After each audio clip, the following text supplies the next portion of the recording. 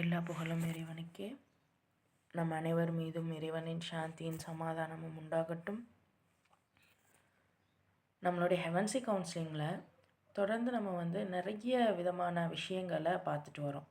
இந்த சமூகம் நமக்கு எந்த மாதிரியான விஷயங்களை நம்ம மனசுக்கு பதிய வச்சுருக்கு அண்ட் எந்த மாதிரியான எண்ணங்களை நம்ம மனதுக்கு பதிய வச்சுருக்கு அப்படிங்கிறத பார்த்துட்டு அண்ட் அதை நம்ம பகுத்தறியும் ரீதியில் இறைவன் சொன்ன முறைப்படி எப்படியெல்லாம் நம்ம மாற்றி அமைச்சுக்கிறலாம் அப்படிங்கிற அந்த கட்டமைப்பை பற்றி தான் நம்ம பார்த்துட்டு வரோம்.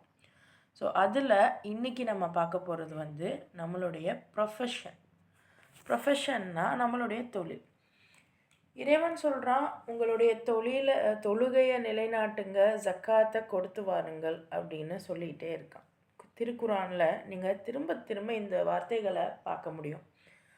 அப்போது இந்த தொழுகை அப்படிங்கிறது ஒரே மாதிரியான தோணியில் வருது.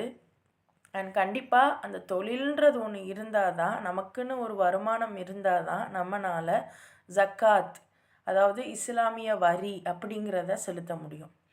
அப்போது இந்த இடத்துல நான் என்னுடைய தொழில் அப்படிங்கிறது ஒரு ஆணுக்கு மட்டும்தானா அப்படின்னா, இன்றைக்கி காலம் மட்டும் இல்லை, என்றைக்குமே தொழில் அப்படிங்கிறது 2 பேருக்குமே சரிசமமாகவே இருக்குது. ஆனால் இதில் ஆணுக்கு சில பொறுப்புகள் அதிகமாக இருக்குது. அதனால் அவனுடைய தொழில் கொஞ்சம் பெருசாக இருக்க வேண்டிய அவசியம் இருக்குது. பெண்ணுக்கு வேறு சில பொறுப்புகள் இருக்குது. அதனால் அவங்களுடைய தொழில் வேறு மாதிரி இருந்தால் போதுன்ற மாதிரி இருக்குது. கொஞ்சம் சிறிய அளவில் இருந்தால் கூட போதும்.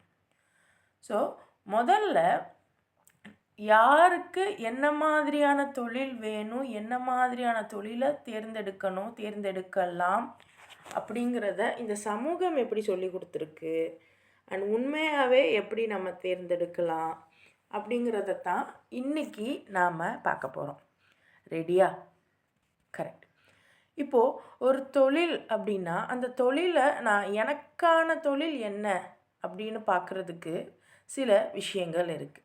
ஸோ அதில் மிக முக்கியமான ஒரு 8 பாயிண்ட்டை நம்ம பார்க்க போகிறோம். அந்த 8 பாயிண்டில் முடிந்த அளவு எனக்கான தொழில் இதுதானோ அப்படின்னு நான் சிந்திக்கிற அளவுக்கு நம்ம பார்த்துடலாம். சரியா? ஸோ விஷயம், தொழில்ன்றது என்னன்றதை புரிஞ்சுக்கிடணும். எந்த ஒரு விஷயம் உங்களுடைய வருமானத்தை, உங்களுடைய செலவுகளுக்கான வருமானத்தை கொண்டு வருதோ அதை நாம் தொழில்னு சொல்லுவோம். கரெக்டா? அண்ட் இன்னொன்று, அந்த தொழிலானது நம்ம வெறும் அந்த செலவுக்கு மட்டும் பண்ணுறோமா, இல்லை அந்த தொழில்னால் ஏதாவது பயன் இருக்கா, இதை நம்ம சிந்திக்கணும். ஸோ விஷயம் டிசையர், அதாவது ஒரு ஆர்வம், ஒரு பேரார்வம்னு சொல்லுவாங்கள்ல, அந்த ஆர்வம் அந்த தொழில் மேலே உங்களுக்கு இருக்கா? இது மிக மிக முக்கியமானது. விஷயம், தொழிலுங்கிறது எனக்கான ஒரு அடையாளமாக இருக்கும். என்னுடைய செலவுகளுக்கு தேவையான விஷயங்களை கொண்டு வரக்கூடியதாக இருக்கும். ரைட்டா? ஸோ இப்படி இருக்கும்போது இந்த தொழிலானது எனக்கு பிடித்தமானதாக இருக்குதா, எனக்கு பிடித்து நான் செய்கிறேனா? ஏன்னா ஒவ்வொருத்தருக்கு ஒவ்வொரு வகையில் ஆர்வம் இருக்கும். அந்த ஆர்வம் எதற்காக இருக்குன்னா ஒரு பர்பஸ்க்காகத்தான் இருக்குது. ஏன்னா இறைவன் இந்த உலகத்தை படைச்சிருக்கான். இந்த உலகத்தில் ஒவ்வொரு செயல்களும் நடக்கணும். அந்த ஒவ்வொரு செயலுமே மனிதர்களை கொண்டு தான் அவன் நடத்த இருக்கான். இது நாள் வரைக்கும் அப்படி தான் நடத்திட்டு இருக்கான். இனிமேலும் அப்படி தான் நடக்க போகுது. அப்போது ஒவ்வொருவரும் செய்யக்கூடிய தொழில் ஆனது அவர்களுக்கு என இறைவன் வகுத்தது. சிந்திச்சு பாருங்க, நான் எதுக்கு ரோட்டில் தள்ளுவண்டியில் காய்கறி விற்றுட்டு போகணும் அப்படின்னு அந்த காய் கடைக்காரவங்க நினச்சாங்கன்னா, இன்றைக்கி உங்களுக்கும் எனக்கும் அந்த இடத்துல அந்த காய்கள் சேருமா?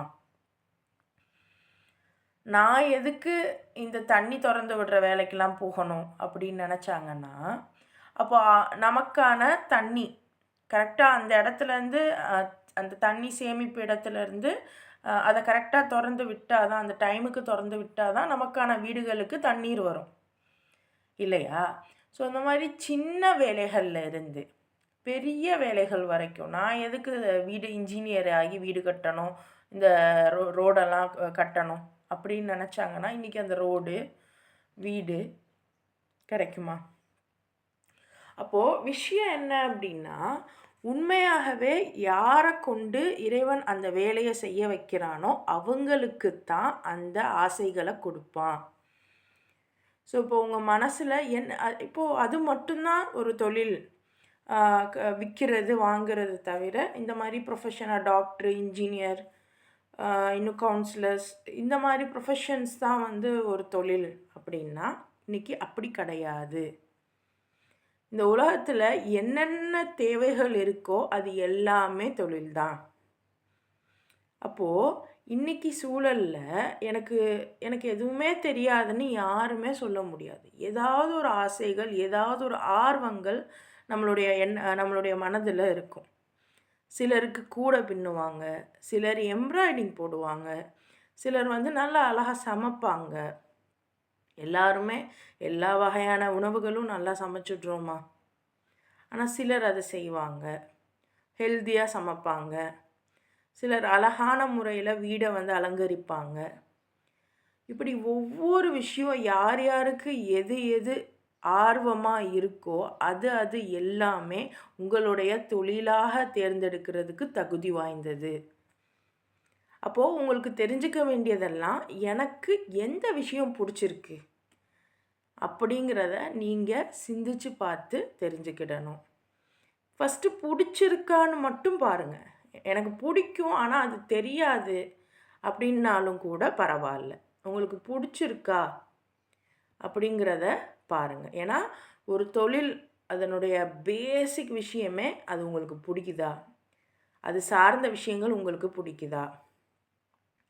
அப்படி பிடிச்சி ஒரு தொழிலில் நீங்கள் இறங்குனீங்க, ஒரு கரியரில் நீங்கள் இறங்குனீங்க அப்படின்னா நிச்சயமாக இறைவனுடைய அருளால் அது உங்களுக்கு பயனளிக்கும். உங்களுக்கு மட்டுமல்ல, பிறருக்கும் அந்த தொழிலானது பயனை தரக்கூடியதாக இருக்கும். சரியா? ஸோ விஷயம், உங்களுடைய விருப்பத்தை, உங்களுடைய ஆர்வத்தை நீங்கள் கவனிச்சுக்கோங்க.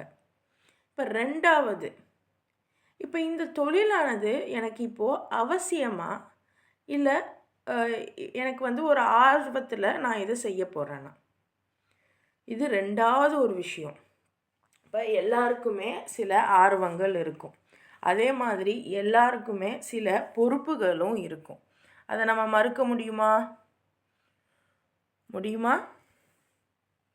அப்போது நான் ஒரு விஷயம், எனக்கு தொழில்னு ஒன்று நான் ஆரம்பிக்க போகிறேன் அப்படின்னா அதுக்கு முன்னாடி என்னுடைய பொறுப்புகளை நான் வந்து ப்ரியாரிட்டைஸ் பண்ணணும். அப்போது முதல் விஷயம், எனக்கு என்னென்ன பொறுப்புகள் இருக்குது. இப்போ இதே ஒரு ஆண் அப்படின்னு நீங்கள் எடுத்தீங்கன்னா அந்த ஆணுடைய பொறுப்பானது, ஏன்னா இறைவன் சொல்கிறான், உங்கள் மனைவிக்கு ஒரு கவலம் உணவு நீங்கள் கொடுத்தாலும் கூட உங்களுக்கு அது நன்மை அப்படிங்கிறான். அப்போ விஷயம் என்னென்னா, எக்கனாமிக்கலாக வந்து ஆண் வந்து அதிகமாக பங்குகளை வகிக்கிறான். குடும்பத்துடைய பொருளாதாரத்தில் ஆணுடைய பங்கு அதிகமாக இருக்குது. இன்றைக்கி சொசைட்டியில் நம்ம பார்க்க முடியுது, நம்ம எவ்வளோ சம்பாதிச்சாலும் கணவன் வீட்டுக்கு வந்து கொடுத்தா மட்டும்தான் கணவனுக்கான மரியாதைன்றது அங்கே இருக்கும். அதே சமயம் ஒரு ஆணுக்கான இது என்ன சொல்கிறது, அது பேர் என்ன, இது அவனுடைய பொறுப்பு அப்படிங்கிறது அவனுடைய பொருளாதாரத்துலேயும் இருக்கணும், அவனுடைய ஃபேமிலி ரிலேஷன்ஷிப்லேயும் இருக்கணும், அவன் எல்லாருக்கும் கொடுக்க வேண்டியது இருக்குது. கூடவே வந்து இன்னும் வேறு ஏதாவது யுத்தங்கள் அந்த மாதிரி நேரம் அப்படின்னாலும் கூட, வேறு ஏதாவது போராட்டம் அந்த மாதிரியான நேரம் அப்படின்னாலும் கூட அவன் போக வேண்டியது இருக்குது. ஸோ அவனுடைய பொறுப்புகள் இதெல்லாம். அப்போ பெண்கள் நம்மளுடைய பொறுப்புகள், அப்போ வீட்டில் நம்மளுடைய குழந்தைய நம்ம கொஞ்சம் பார்க்க வேண்டியது இருக்குது. ஆணுக்கு அது தெரியாது. அப்போது இப்போ மற்ற விஷயங்கள்லாம் இவருக்கு தெரியாது எனக்கு தான் தெரியும் அப்படிங்கிறத நம்ம சந்தோஷமாக எடுத்துக்கிறோம். ஆனால் இந்த குழந்தை வளர்ப்பு இந்த மாதிரியான சமாச்சாரங்களில் மட்டும் இன்றைக்கி உள்ள மாடர்ன் ஃபெமினிசம் நான் மட்டும்தான் அதை செய்யணுமா, நீங்கள் செய்ய மாட்டீங்களா அப்படின்னு கேட்குது. ஆனால் இறைவன் சொல்கிறான் சூரா நிசா பெண்கள்னு பேரை போட்டு தான் அந்த சூறாவே இருக்குது. அதில் சொல்கிறான், என்ன சொல்கிறான், உங்கள் வீடுகளில் உள்ள குழந்தைங்க மட்டும் இல்லை, அனாதை குழந்தைங்களுக்கும் கூட நீங்கள் அன்பு காட்டி வளங்க, அவங்களுக்கு நல்லது கெட்டது சொல்லி கொடுங்க அப்படின்னு இறைவன் திருமறை குர்ஆனில் பேசுகிறான். வேணும்னா சூரா அன்னீஸா எடுத்து பிரட்டி பாருங்கள். அப்போது ஒரு பெண்ணுக்கு அந்த இன்னொரு ஒரு சந்ததியை நல்லது கெட்டது சொல்லி கொடுத்து வளர்க்கக்கூடிய பொறுப்பு இருக்குது. அப்போ கல்வி யாருக்கு அதிக முக்கியம்? நமக்கு தான் முக்கியம். ஏன்னா அப்போ தான் நம்ம அந்த குழந்தைங்களுக்கு நல்லது கெட்டது சொல்லி கொடுக்க முடியும். நமக்கே நல்லது கெட்டது தெரியலைன்னா அவங்களுக்கு எப்படி சொல்லி தருவோம்? அப்போது நல்லது கெட்டது சொல்லி கொடுத்து நம்ம வளர்க்கணும். ஸோ அப்போ அந்த ஒரு பொறுப்புக்கு இடையில் அதுக்குன்னு இறைவன் சொல்லலை, அவங்களுக்கு நல்ல வகை வகையாக சமைச்சு போட்டு வளங்க, கேட்டதெல்லாம் வாங்கி கொடுத்து வளங்க, அப்படி சொல்லலை இறைவன். இன்றைக்கி தவறாக புரிஞ்சு இன்றைக்கி நம்ம பெண்கள் அதிகமாக பிரச்சனைக்குள்ளே போகிறது இதுதான். அதாவது என் பிள்ளைக்கு நான் நல்லது கெட்டது வாங்கி தர முடியல, அதனால் நான் வேலைக்கு போகிறேன், என் பிள்ளைக்கு ஆசைப்படுறது என்னால் கொடுக்க முடியல, அவரோட சம்பாத்தியம் பத்தலை. ஆனால் இன்னும் சில குடும்பங்களில் அம்மாமார்கள் என்ன பண்ணுறாங்க, அந்த மகனுடைய அதாவது ஒரு குடும்ப தலைவனுடைய அம்மாமார்கள், அக்காமார்கள், தங்கச்சிமார்கள் எல்லாம் எனக்கே எங்கள் அண்ணனும் என் மகனும் கொடுத்துட்டே இருக்கணும், வீட்டில் தேவையில்லாத கடன்கள், தேவையில்லாத ஆடம்பரங்கள் இதெல்லாம் வாங்கிட்டு எல்லா செலவுகளும் எனக்கே பண்ணணும்னு நினைக்கிறாங்க. இப்போ இதனால் அந்த குடும்ப தலைவனுடைய வீடுகளில் பிரச்சனை குடும்ப தலைவிகள் என்ன பண்ணுறாங்க, நானும் வேலைக்கு போகிறேன். இப்போல்லாம் அதிகமாக அட்லீஸ்ட் ஒரு டிகிரியாவது கையில் வச்சுருக்காங்க எல்லாம். இல்லைன்னாலும் நீங்கள் 10வது படிச்சிருந்தா கூட இன்றைக்கி வேலைலாம் இல்லாமல் இல்லை. 10,000 படிச்சிருந்தா கூட ஒரு ஜூஸு கடை, ஏதோ ஒரு பேக்கரி அங்கே போய் இல்லை ஏதாவது துணி கடையில் போய் நின்னா 8,000-10,000 சம்பளத்தோடு வந்துடுறாங்க பெண்கள். ஸோ கரியர், வேலைவாய்ப்பு, தொழில் தொடங்குறதுக்கான நிலைப்பாடுகள் இதெல்லாம் குறைவா அப்படின்னு பார்த்தா குறைவே கிடையாது. எங்கே போனாலும் நீங்கள் நினச்சிங்கன்னா ஒரு வேலையை வாங்கி உங்களால் வாழ்ந்துட முடியும்.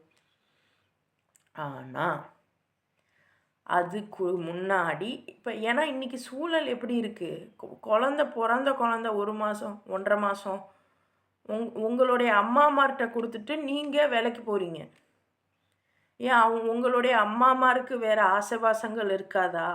ஏன்னா நம்மளை வளர்த்து முடிச்சிட்டாங்க. இப்போ தான் வளர்த்து முடித்து நம்ம ஓரளவு திருமணமாகி வந்திருக்கோம். அப்படிங்கிறப்ப இன்னும் நம்மளுக்கு கீழே உள்ளவங்களெல்லாம் வளர்த்து முடிச்சிருப்பாங்க. இப்போ இந்த நேரத்தில் போய் ரிலாக்ஸாக இருக்க போகிற நேரத்தில் உங்கள் குழந்தைங்கள கொண்டு போய் கொடுத்துட்டு நீங்கள் வேலைக்கு போகிறீங்க. மோஸ்ட்லி இப்போ அம்மாட்ட கொடுக்குறோம், இல்லைன்னா அம்மாவும் முடியாத சூழல் வேறு ஊரில் இருக்காங்க அப்படின்னா நம்ம ஏதாவது ஒரு கிண்டர் கார்டனில் அல்லது வேறு ஏதாவது ஒரு ஆட்கள்கிட்ட கொடுத்துட்டு நம்ம போயிடுறோம். என்ன ரீசன்? ஏன்னா இப்போவே நான் சம்பாதிச்சாதான் என் குழந்தைக்கு எல்லாம் பண்ண முடியும். ஸோ உங்களுடைய அந்த தொழில்ங்கிறது எக்கனாமி ரீதியாக மட்டும் இருக்கக்கூடாது. ஸோ விஷயம். 2வது விஷயம், உங்களுக்கு இந்த தொழில் இப்போதைக்கு வேணுமா, இல்லை கொஞ்சம் நாள் சென்று தான் இதை பார்க்க முடியுமா அப்படிங்கிறத நீங்கள் முடிவு பண்ணணும். ஸோ விஷயம், உங்களுக்கு எதில் ஆர்வம் இருக்குங்கிறத கண்டுபிடிங்க. 2வது, அந்த ஆர்வத்துக்கு ரிலேட்டபிளான அந்த தொழிலானது இப்போ நான் செய்யணுமா, இல்லை எனக்கான பொறுப்புகள் 2 வயசு 3 வயசு பிள்ளையெல்லாம் விட்டுட்டு ஒன்றும் பண்ண முடியாது. இதே அது ஒரு ஸ்கூல் போயிடுச்சு உங்களுக்கான டைம் இருக்குது இப்போ அப்படின்னா அந்த இடத்துல நீங்கள் அந்த டைமை ஒரு ப்ரொடக்டிவாக ஆக்கப்பூர்வமாக செலவு பண்ணிங்க அப்படின்னா கொஞ்ச காலத்திலேயே உங்களுடைய தொழிலை நீங்கள் ஆரம்பிச்சிடலாம். எப்படி நம்ம அந்த தொழிலை ஆரம்பிக்கிறதுக்கு நம்மளை தயார் பண்ணணும் அப்படிங்கிறதும் இருக்குது. இந்த சமூகம் சொல்லி கொடுத்த மாதிரி நான் வந்து 10,000 ரூபாய்க்கு வேலைக்கு போகிறது தான் என்னுடைய தொழில்.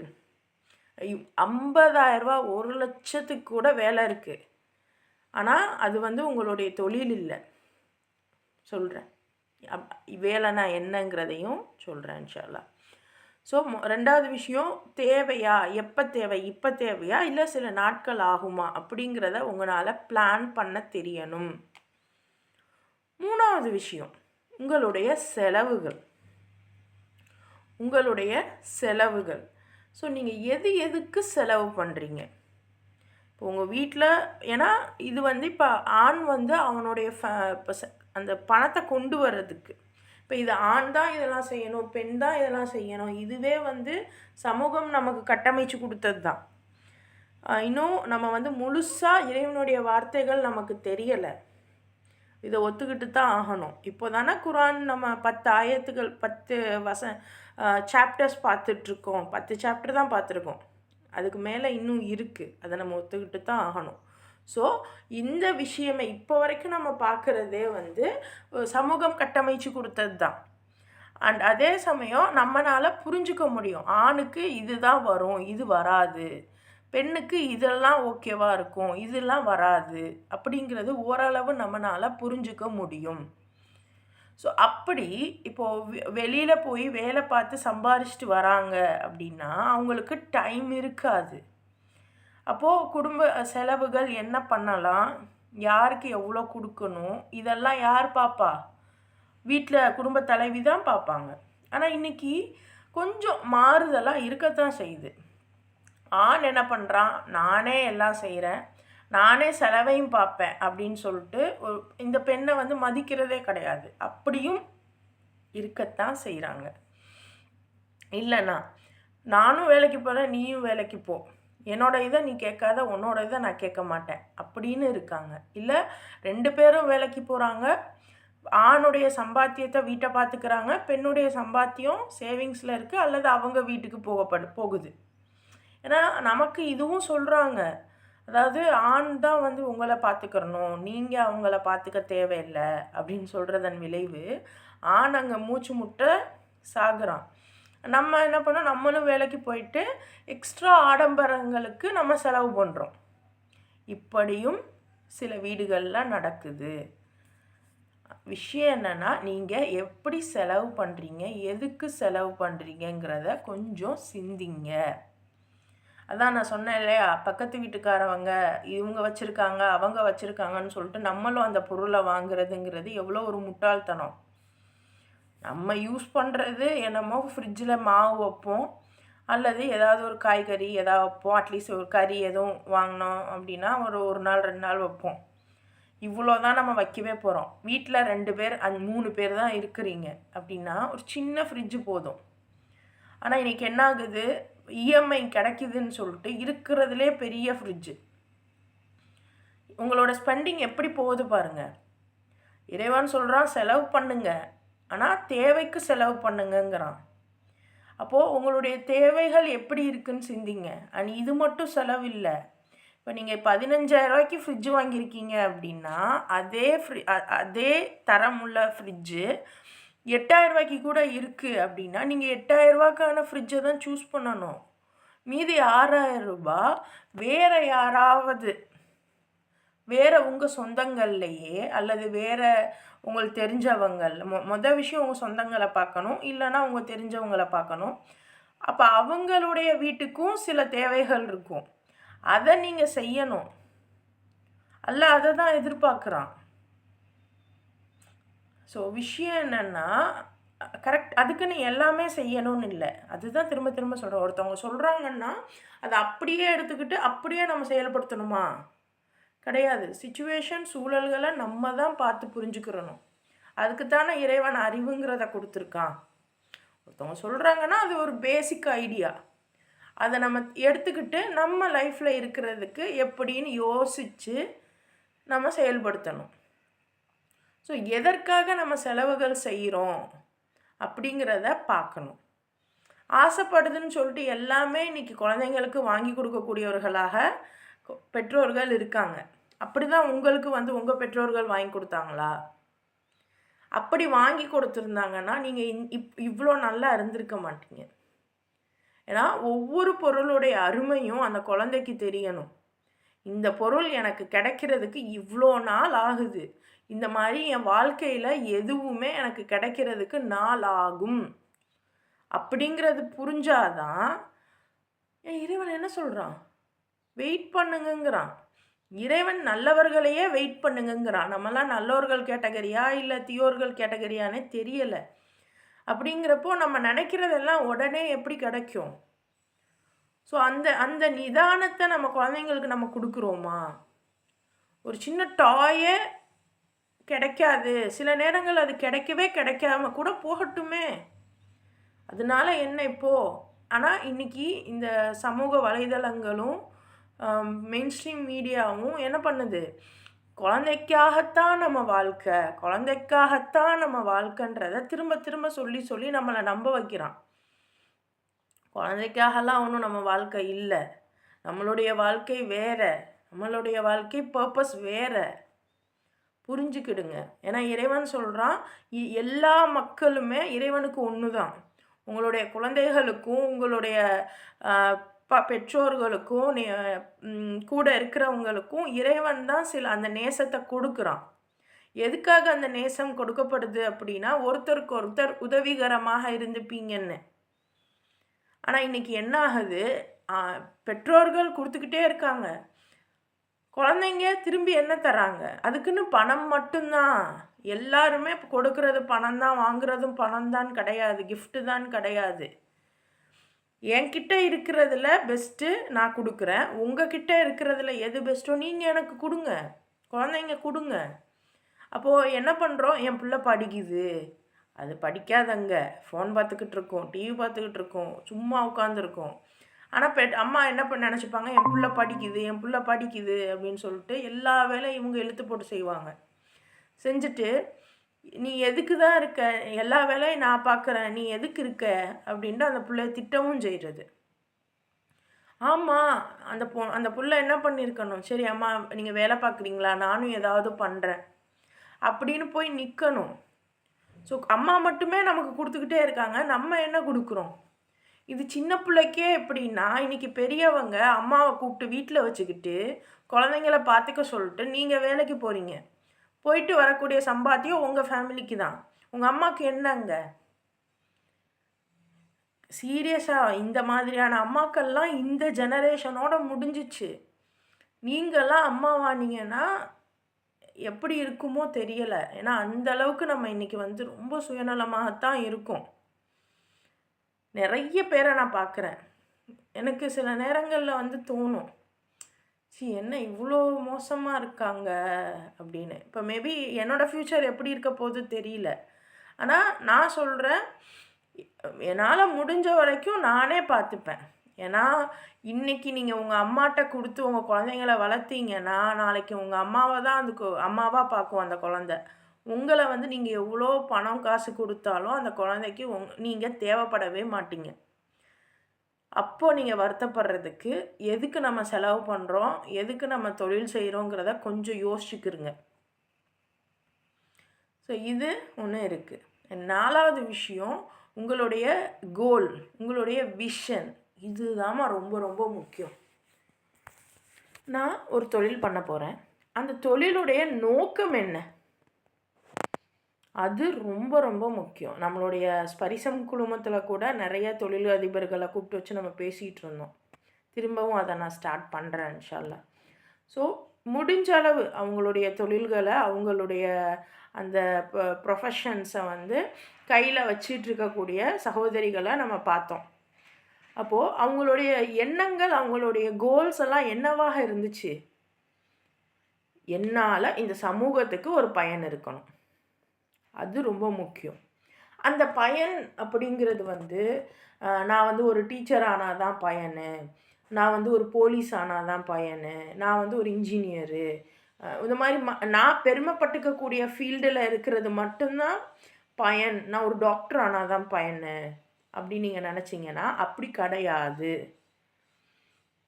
உங்களுக்கு பிடிச்சி நீங்கள் சில விஷயங்கள் செய்கிறீங்கல்ல, அது டெய்லரிங்காக இருக்கட்டும், இன்னும் வந்து இந்த டெக்கரேட்டிவ் ஐட்டம்ஸாக இருக்கட்டும், அண்ட் இன்னும் இன்னும் வந்து அதுக்காக மேக்கப் ஐட்டம்ஸ் எல்லாம் நான் இங்கே ஒத்துக்கிற மாட்டேன். ஸோ அதுதான் பர்பஸ்ஃபுல்னு ஒன்று இருக்குது, நான் வரேன். ஸோ இந்த மாதிரி பிறருக்கு பயனுள்ளதாக இருக்கணும். அதுக்குன்னு வந்து நான் ஆரி ஒர்க்கெல்லாம் ஒத்துக்கிற மாட்டேன். பயன் அப்படிங்கிறது என்னுடைய தேவைகளை பூர்த்தி செய்யக்கூடியதாக இருக்கணும். என்னுடைய ஆடம்பரத்தையும் என்னுடைய ரொம்ப இறைவன் எதையெல்லாம் மறைக்க சொல்லியிருக்கானோ அதையெல்லாம் இறைவன் தடுத்ததை செய்யக்கூடியதாக இருக்கக்கூடிய அந்த வேலைக்கு நம்ம வந்து கோல் வைக்கக்கூடாது. இறைவன் அனுமதிச்ச வேலைகளுக்கு கோல் வைங்க. இறைவன் தடுத்த வேலைகளுக்கு கோல் வைக்காதீங்க, வச்சிடாதீங்க. அப்போது அந்த பர்பஸ், நான் இந்த வேலையை இதுக்காக பண்ணுறேன். எனக்கு கூட தைக்க வரும். எத்தனை பேருக்கு வரும் எனக்கெலாம் தெரியாது. பட் சிலர் வந்து கூட அழகாக பின்னுவீங்க, பொம்மை அழகாக செய்வீங்க. இப்போ பொம்மைன்னு வந்தோன்னே பொம்மையும் அப்போ ஹராம் தானே, அல்லாஹ் வந்து உருவத்தை தடுத்துருக்கான் தானே. சரியாக புரிஞ்சுக்கோங்க, உருவ வழிபாடை தடுத்துருக்கான். உருவத்தை, அதாவது சிலைகளை கொண்டு வந்து வச்சு இதுதான் கடவுள்னு காலை தொட்டு கும்பிட்றாங்க. அது கடவுள்னு அதை கும்பிடுறதோட சேர்த்து அதுக்கு கீழே இருக்கிற மனிதர்களையும் கும்பிடுறாங்க.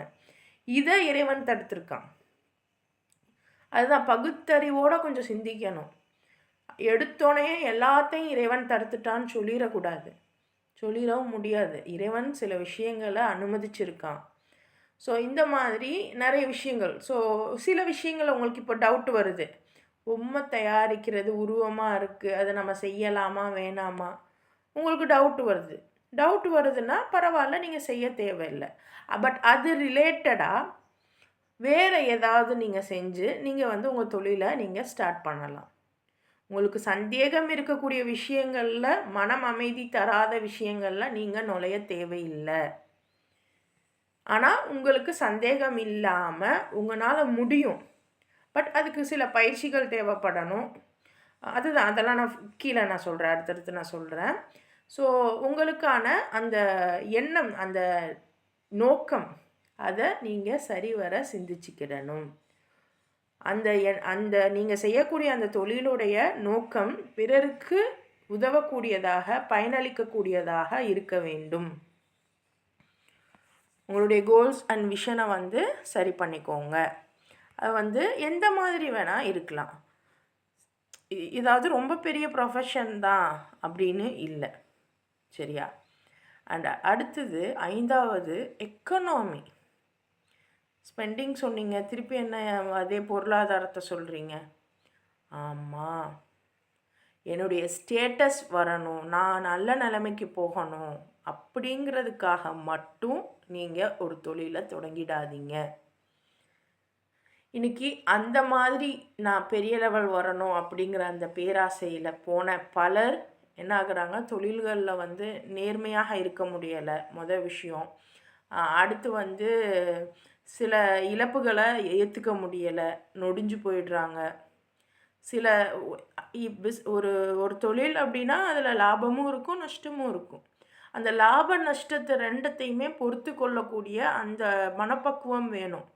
எனக்கு லாபம் கிடச்சிருச்சுன்னு உடனே கொண்டு போய் அதை சரியாக மேனேஜ் பண்ணாமல் லாபத்தை எடுத்துகிட்டு ஓடி போய் ஏதாவது லக்ஸூரியஸ் ஐட்டம் வாங்குறது, வீடு வாங்குறது, கார் வாங்குறது, பைக்கு வாங்குறது, எது உங்களோட லாபத்துக்கு ஈக்குவலாக வருதோ அப்படி வாங்கிக்கிறது, நகையை வாங்குறது.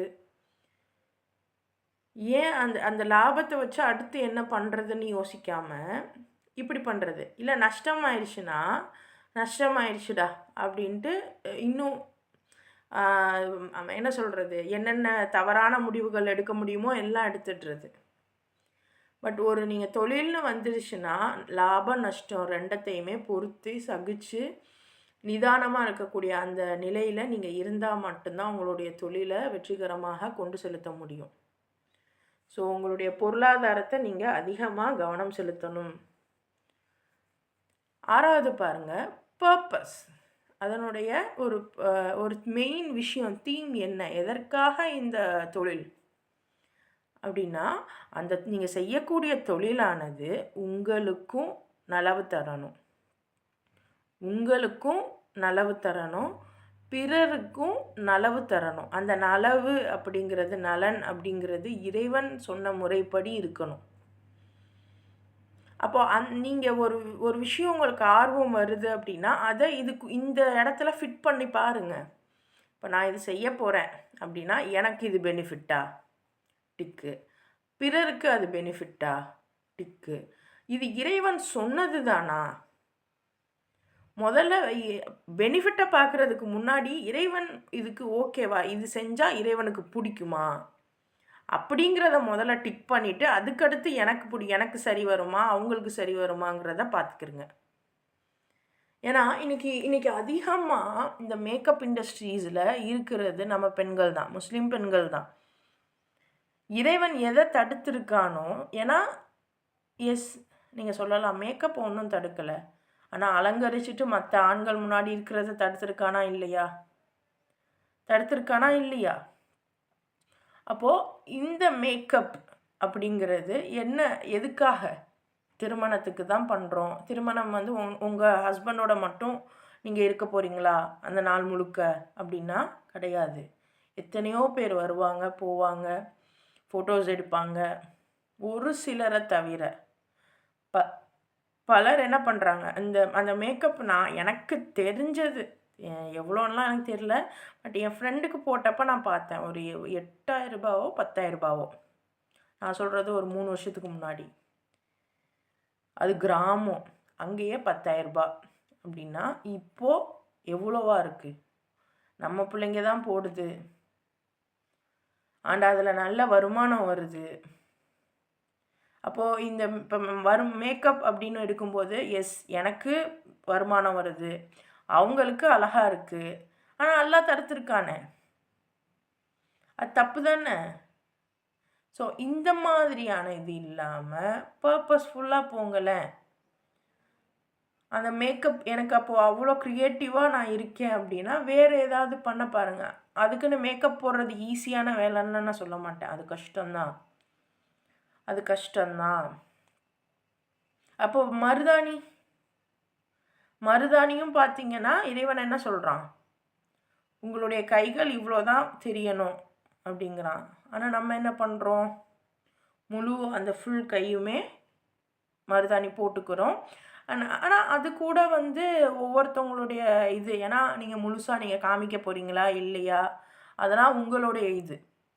பட் மேக்கப் அப்படிங்கிறது ரொம்ப இதுவாக இருக்குது. மருதாணியுமே அதே தான், அந்த மெஹந்திங்கிறதுமே வந்து இறைவன் வந்து, ஆனால் எனக்கு தெரிஞ்சு நான் பார்த்த வரைக்கும் மெஹந்தி வந்து அந்தளவுக்கு உங்களை போய் அட்ராக்ட் பண்ணுமா பண்ணாதா அப்படிங்கிறது எனக்கு தெரியல சீரியஸாக.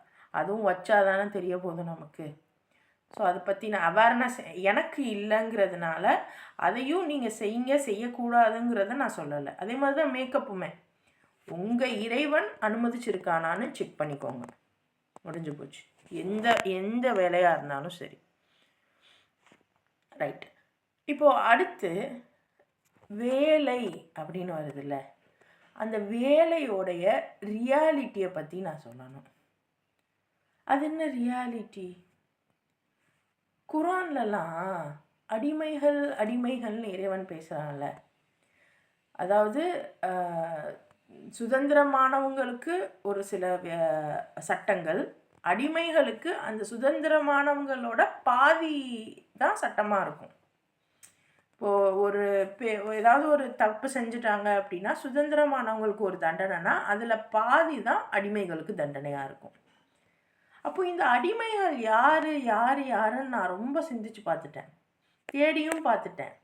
தேடினப்பெல்லாம் என்ன சொன்னாங்க அப்படின்னா, அதாவது அந்த காலத்தில் வந்து இந்த மாதிரி அடிமைகளாக வச்சுப்பாங்க, அவங்க தான் இவங்களுக்கு எல்லா பணிவிடையும் செய்யணும், கொல்லணும் அப்படிங்கிற மாதிரிலாம் சொல்லுவாங்க.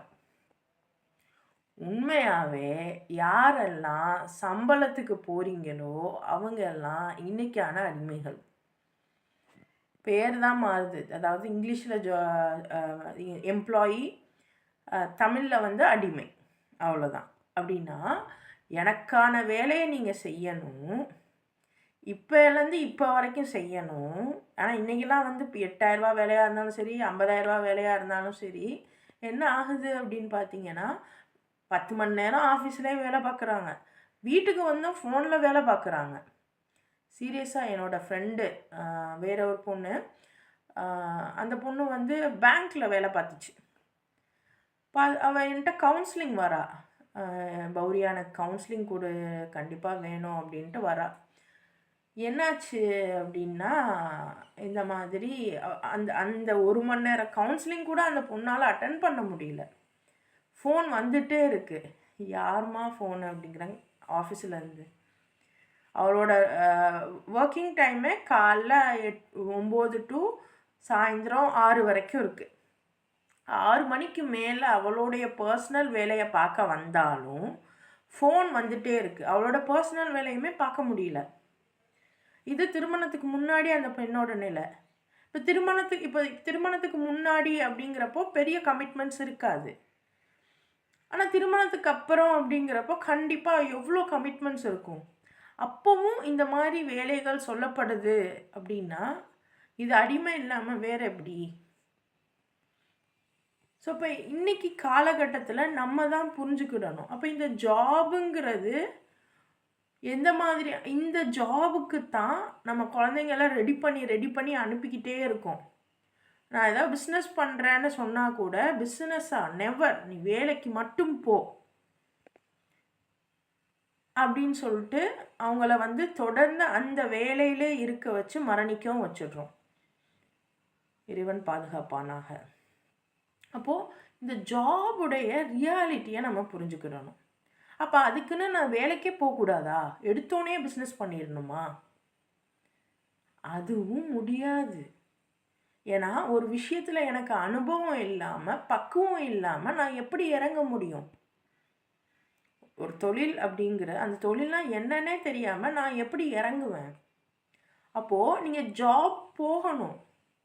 பட் அது எதுவாக இருக்கணும்னா உங்களுக்கு ட்ரெயினிங்காக இருக்கணும், ஒரு பயிற்சி தளமாக இருக்கணும். லைக் இன்னைக்கு வந்து அதை ட்ரெயினிங் இன்டர்ன்ஷிப்ஸ் அப்படின்னு சொல்கிறாங்க. அப்போ விஷயம் என்னன்னா, நீங்கள் வேலைக்கெல்லாம் போங்க, தப்பே இல்லை. ஆனால் எதுக்காக போகிறீங்க அப்படிங்கிற அந்த பர்பஸ் வைங்கன்னு சொன்னேன்ன. ஏன்னா இன்னைக்கு சூழலில் எங்கே தான் போகிறது, எதுவுமே எனக்கு புரிபடவே இல்லை. எனக்கான விஷயம் எங்கே தான் இருக்குது அப்படின்னே தெரியாத ஒரு சூழலில் நீங்கள் என்ன பண்ணுங்கள், நீங்கள் உங்களுக்கு இப்போ வந்து உங்களுடைய பேஷனை விட என்ன முக்கியம்? பொருளாதாரம் முக்கியம். அதனால இன்னைக்கு கிடைக்கிற வேலைக்கு போகிறீங்க, நல்லபடியாக போங்க, வேலை பாருங்க. ஆனால் வேலை பார்க்குறது கடமைக்கேன்னு பார்க்காம அதை உங்களுடைய ட்ரைனிங் பீரியடாக எடுத்துக்கோங்க. இப்போ யோசிச்சு பாருங்க, எனக்கு எங்கேயுமே வேலை கிடைக்கல, பேங்க்கில் தான் வேலை கிடைக்குது, வேறு வழியே இல்லை, அது எல்லாம் வந்து தடுத்தது தான். ஆனால் இப்போ தடுத்ததில் வேறு வழியே இல்லை. அது இறைவன் என்ன சொல்கிறான்? சிச்சுவேஷன் தகுந்தாப்புல நீங்கள் இருங்க, உங்களோட சிச்சுவேஷனை நான் பார்ப்பேன் அப்படின்னு தான் சொல்கிறான். ஸோ இப்போ நீங்கள் வந்து ஒரு பேங்க்லேயே இருக்கீங்க அப்படிங்கிறப்போ உங்களுக்கு தெரியுது. அப்போது உங்கள் மனசில் அந்த அந்த குற்ற உணர்ச்சியோட இறைவன்கிட்ட நீங்கள் எப்போவுமே நினைக்கணும், யா அல்லாஹ், இந்த வேலை உனக்கு பிடிக்காதது தானே, ஆனால் எனக்கு வேறு வழி தெரியலை, இதிலேருந்து சீக்கிரம் எனக்கு நல்ல ஒரு நிலைக்கு என்னை நீ கொண்டு போ அப்படிங்கிற நியத்தோடு நீங்கள் அங்கே வேலை பாருங்கள். வேலை பார்க்குறேன்ற பேரில் சும்மா அந்த நாட்களை கழிக்காமல் என்ன கற்றுக்க முடியுமோ அதை கற்றுக்கிடுங்க. இன்றைக்கெல்லாம் அதிகமான பெண்களுக்கு வந்து கால் சென்டர் வேலை, அதுவும் நைட் டியூட்டி. அதுவும் என்னோட ஒரு ஃப்ரெண்டு வந்து போகிறாங்க. நான் சொன்னேன், பட் அவங்களுக்கு அது புரிபடலை, அதுவும் நானும் விட்டுட்டேன். ஸோ அப்போது இந்த மாதிரி நைட் டியூட்டி போகிறீங்க, உங்களுடைய ஆல்ரெடி நம்மளுடைய ஃபேமிலிலாம் வந்து நிறைய நெருக்கடியில் இருக்குது.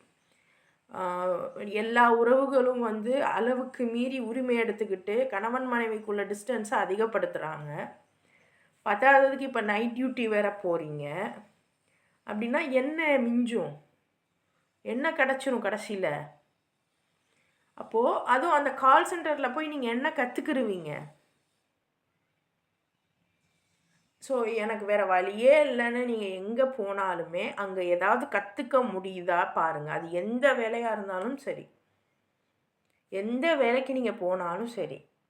எனக்கு வேறு எங்கேயும் கிடைக்கல, மேக்கப் ஆர்டிஸ்ட்டாக தான் எனக்கு கிடைக்கிது, அது எனக்கு கொஞ்சம் தெரியும், நான் செய்கிறேன், அதெல்லாம் தடுத்த தொழில், வேறு வழி இல்லை எனக்கு அப்படின்னா, சரி இதில் ஏதோ கற்றுக்கிட்டு நான் வேறு ஏதாவது பண்ண முடியுதா, எல்லாம் எனக்கு வேறு ஏதாவது ஆப்பர்ச்சுனிட்டி கொடுவேன், வேறு எதுலையாவது எனக்கு ஆர்வத்தை கொடுவேன் அப்படின்னு நம்ம தான் கேட்கணும், நம்ம தான் நியத்து வைக்கணும். அப்போ உங்களுடைய வேலைகள் எல்லாமே உங்களுடைய பயிற்சி மையங்களாக நீங்கள் பயன்படுத்திக்கோங்க. எனக்கு அது வந்து ஒரு பயிற்சி, கூடவே எனக்கு வந்து சில ஸ்டைப்பன் தராங்க. ஸ்டைப்பன் அப்படின்னா ஊக்கத்தொகை. ஸோ உங்களோட சேலரியை ஊக்கத்தொகையாக நீங்கள் எடுத்துக்கோங்க.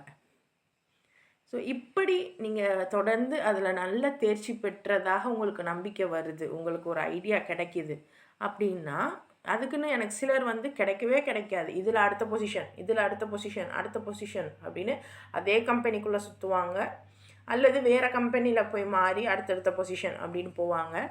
மற்றபடி அவங்களா பிறருக்கு வந்து பயனளிக்கக்கூடியதாக இருக்கணும்னு நினைக்க மாட்டாங்க.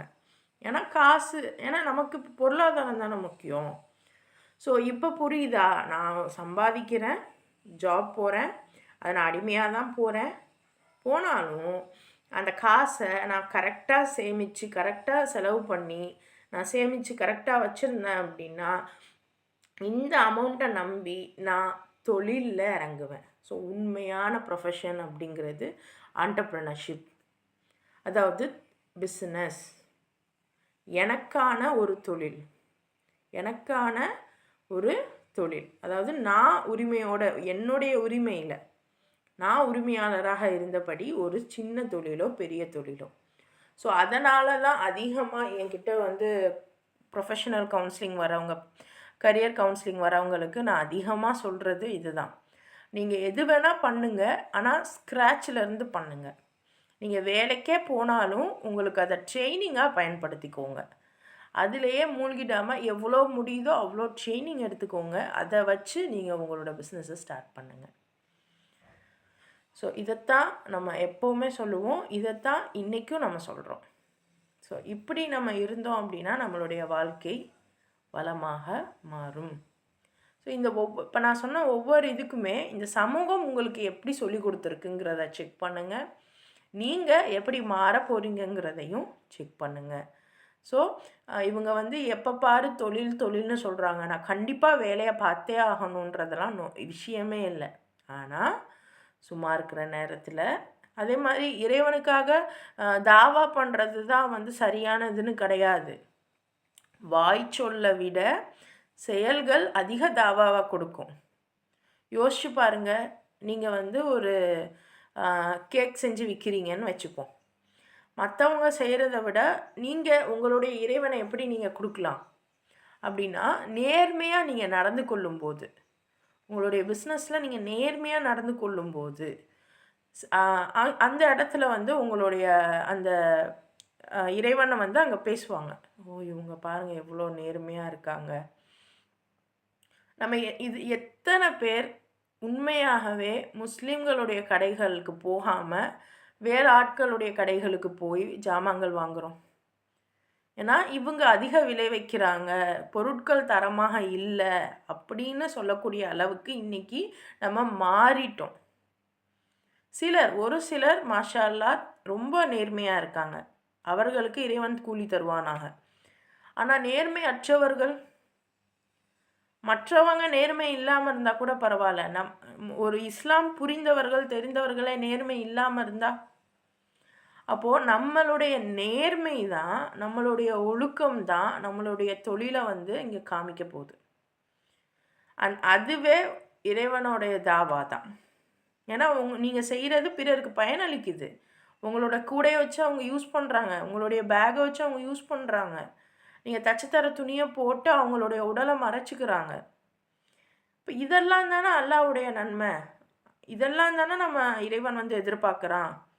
வெறும் இப்போ நான் உங்களுக்கு சொல்கிறதுனால என்ன ஆகிட போகுது, சரியா? ஸோ இந்த மாதிரி உங்களுடைய எண்ணங்களை கரெக்ட் பண்ணுங்க. ஸோ இப்படி உங்களுடைய தொழிலை நீங்கள் வந்து கான்சென்ட்ரேட் பண்ணிங்கன்னா இன்ஷா அல்லாஹ் இறைவனுடைய அருளால் உங்களுக்கு சிறந்த தொழில் வாய்ப்புகள் அமையும். அந்த தொழிலானது உங்களுக்கும் பயனுடையதாக இருக்கும், இறைவன் சொன்ன முறைப்படியும் இருக்கும், அடுத்தவர்களுக்கும் பயன் தரக்கூடியதாக இருக்கும். இன்ஷா அல்லாஹ் உங்கள் அனைவரும் ஒரு அருமையான தொழில், உங்களுக்கு பிடித்த தொழிலை தேர்ந்தெடுத்து அதற்கான ஸ்டெப்ஸில் நீங்கள் இறங்கணும் அப்படிங்கிற அந்த பிரார்த்தனையோட இன்னைக்கான வகுப்பை நான் முடிச்சுக்கிறேன். அல்ஹம்துலில்லாஹ். ஜஸாக்கல்லாஹு கைர்.